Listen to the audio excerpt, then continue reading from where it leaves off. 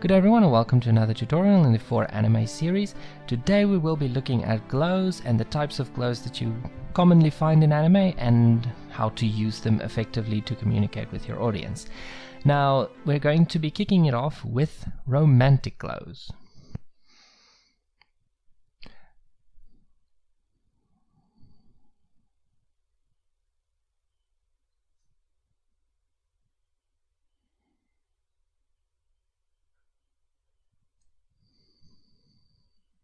Now for this scenario I obviously used Moses in the context of Sephora checking her man out, that sort of thing. And it's not the only approach. The different approach would be to simply just soften up your scene with a quick blur. Let me quickly show you what that would look like.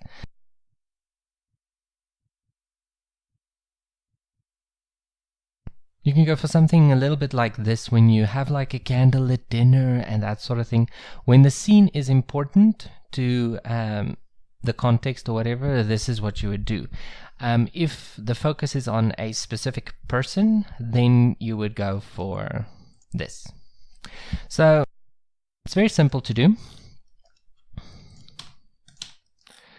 All you need to do is get stars. So that's basically just a cloud texture. Obviously you can see I'm using a color cloud texture for the background. So I'm using that exact same texture to get the starry kind of effect. So all you need to do is you just need to scale it so that it's nice and detailed. Make sure that you animate it a little bit so that the stars kind of flicker and move. And of course you need to create these little dots and stuff that you can, of course, add some streaks too. And of course that, hold on, is placed over our kind of nice fuzzy rainbowy cloud background. You know, this just represents the fantasy world of the person who's checking this person out. The character is placed on top of this background, and of course the stars are placed on top. Now you don't have to necessarily only do it in that order.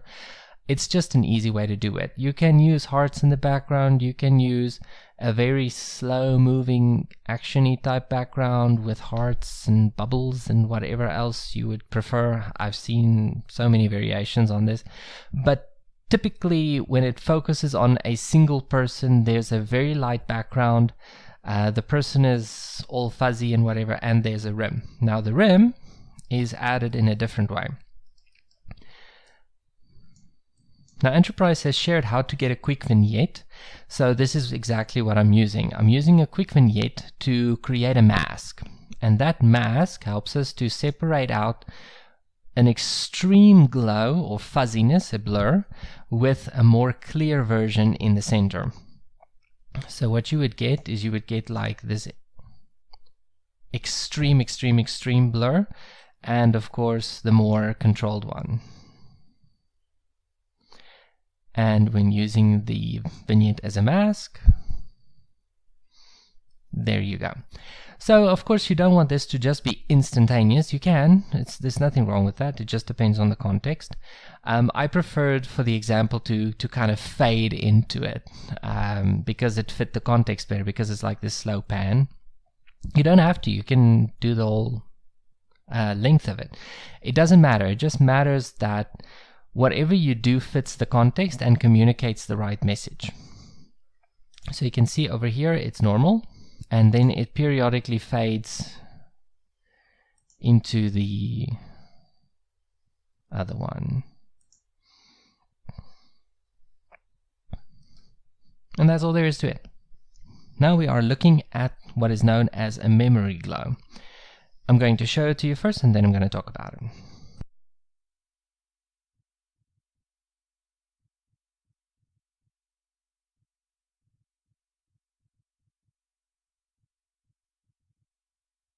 Now, as you just saw, it was very simple.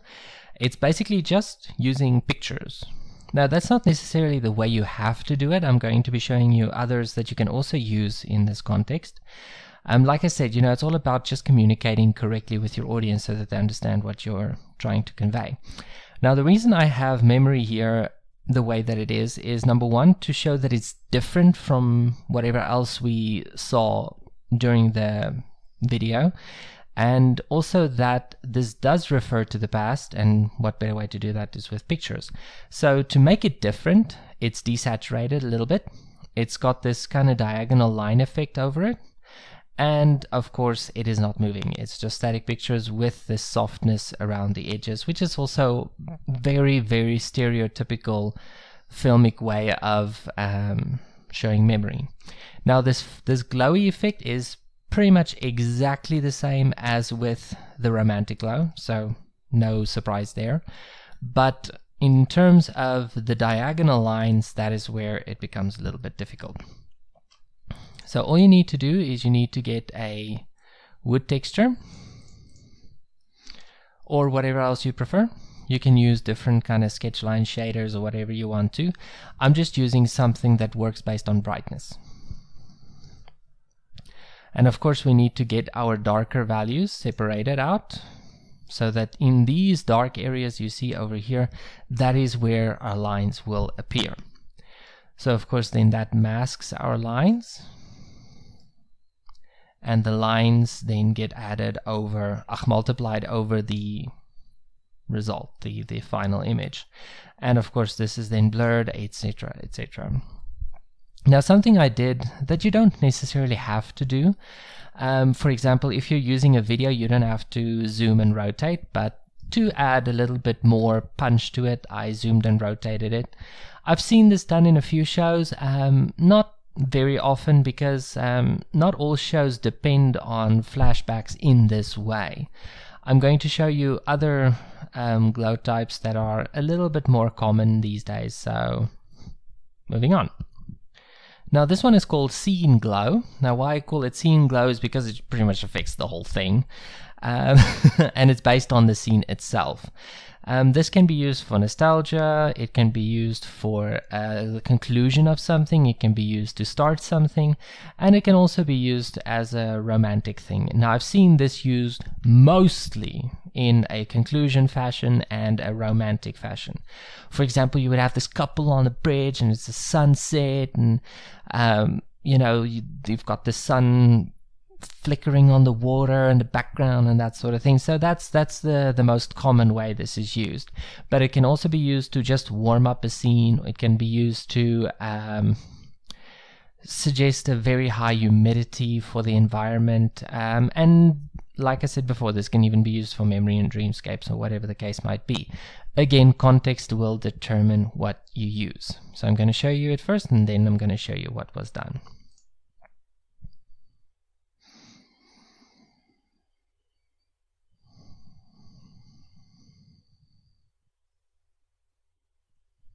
Okay, so basically all I did was I just made the image be a lot warmer, making it more sunset-esque. And then of course all I did was just blur the entirety of the image. Let me show you what it looks like without it being like a late afternoon kind of look. Doesn't have the same sense, does it? You really do need that late afternoon kind of feel to just get the right thing. Otherwise, this just suggests that it's extremely humid. This one is called rim glow. Now, the reason I call it rim glow is because it only uses a small section of the brightness to define what is going to be blurred and whatever. Plus, it also works only on a small color space. So I'm going to play it to you, and then I'm going to talk about it.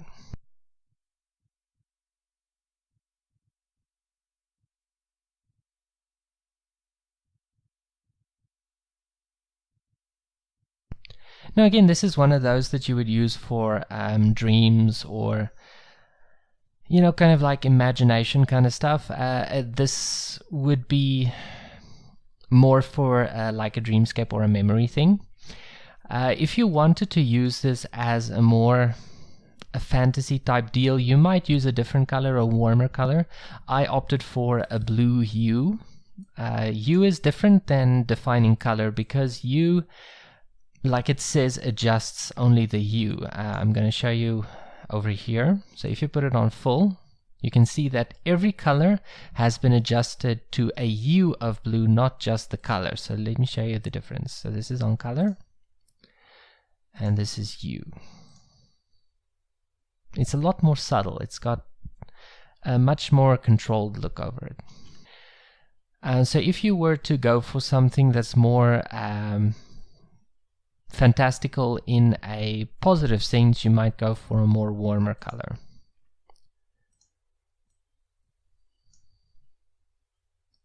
Something like that.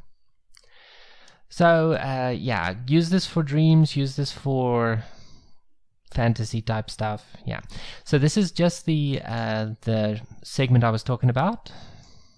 It just separates out some of the brightness, blurs it, adds it over, and of course then you get just a little bit of a fuzziness over the entire thing, sharpening it up just so the edges are nice and clear despite all the fuzziness, and that gives us our final result. Moving on. This has got to be one of my personal favorites. I'm going to show it to you first, and then I'm going to talk about it.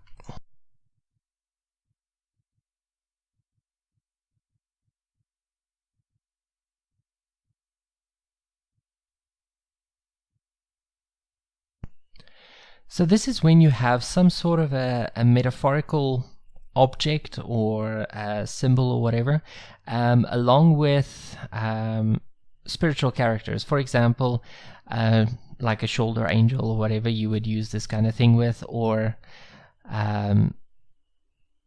for metaphorical images, like for example saying somebody feels trapped or something like that, you can put like a little cage around them with this little effect. So even though they're not physically trapped, they feel trapped. That's the sort of message that this sort of thing conveys.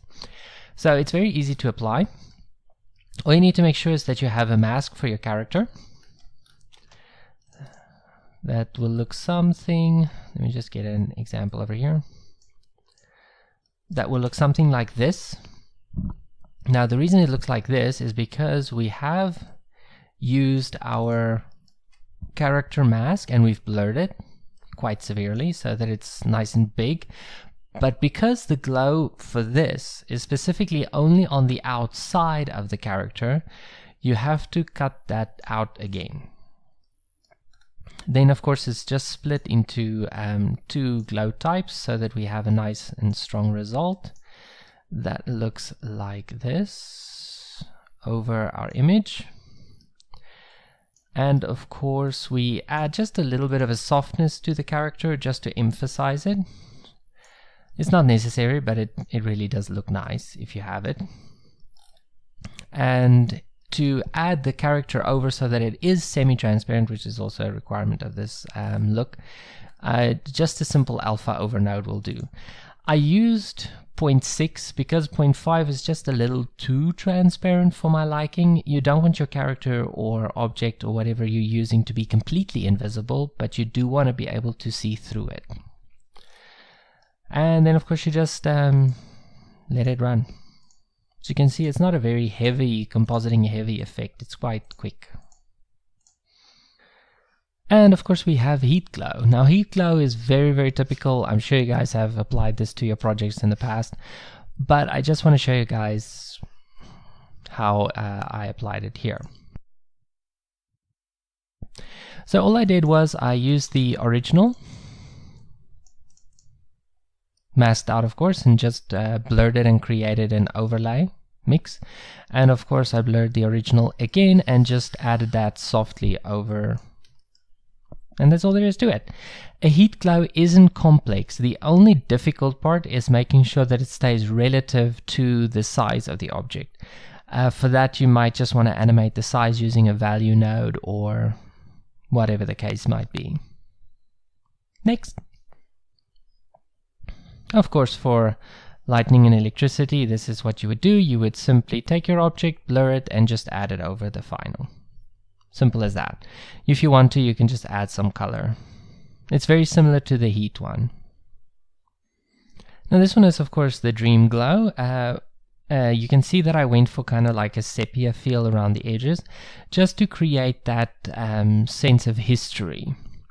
But in dreams, you know, again, this all relates to context. So if your character is having like a dream of, you know, something relating to the 40s or the 50s, or just in the past, you know, something that's semi-nostalgic, that kind of sepia tone would definitely add a lot to the result.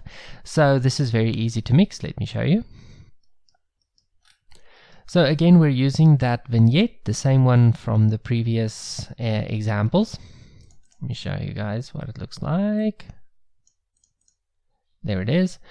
I just made sure that there's a little bit of influence so that the sepia tone comes through to the original as well. So just using soft light to create the sepia tone, and of course we have a brightness and contrast just to strengthen the color, and we just mix it using the vignette as a mask. After, of course, we allowed some of the sepia tone to creep into the center. Let me show you what it looks like without it. Not as good, is it? You just want that subtle influence. It's very, very subtle, but it's very, very effective. This is, of course, a very mech effect. You can use this for robots, cars, weapons, whatever the case might be, whatever you're using.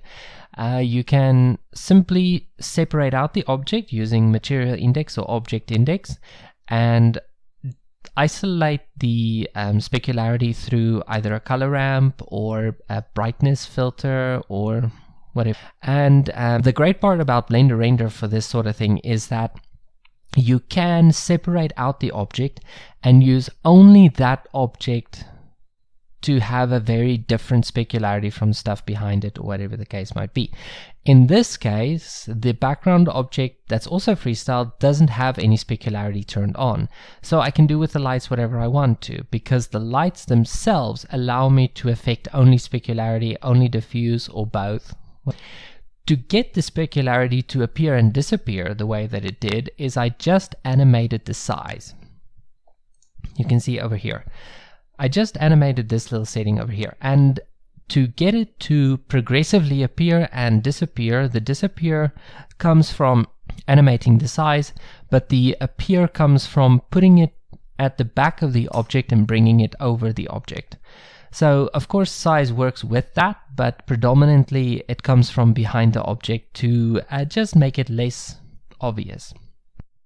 So I just want to show you guys what it looks like in 3D view. So I used a slow parent with about 4 or so, I think it's 5. Yeah, it's 5.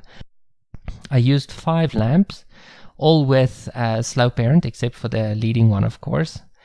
And with them rolling over the object, you get a very, very nice effect. Let me show you guys over here. I'm just going to zoom in, and there they go. Look at that. Now, can you imagine that going across a robot or something like that? Oh, just looks absolutely incredible. Now, of course, I didn't allow it to affect shadows because that's not what we're going for. We're going for, you know, that stylistic flair, you know, for whatever metallic thing is like shiny and making an impression and that sort of thing. Now, when you composite this, you have the option of strengthening it and, of course, scaling the glow. So if you were to just size it down, you could do that. This is also something that you can animate to, you know, enhance that fade in, fade out kind of thing. Or if you just want to boost it but keep the specularity there, also a great move. Moving on. And of course we do have the sun glow, which is a very pointy kind of glow sometimes. Sometimes it's just a nice fuzzy ball. It just depends on what you're going for. It can apply the same, it can be applied in the same way that you would any kind of other light source, whether it's internal light, whether it's something outside, whether it's the sun, whether it's lightning, doesn't matter. It can also be applied to reflections. Reflections work exactly the same way. Just use the brightness. And now for my favorite, underwater. Now I've done a tutorial on how to get these little light beams in here, and I've done other tutorials and explanations on how to get these caustic lines. So that's not going to be the focus of this section.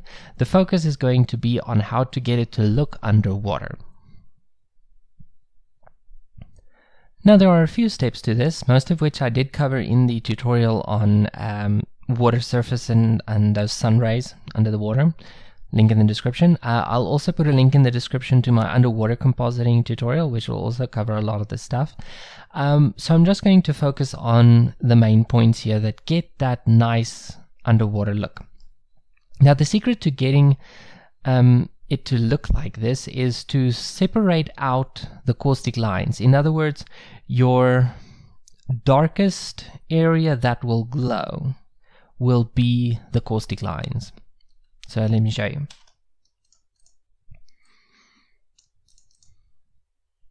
That's what it looks like.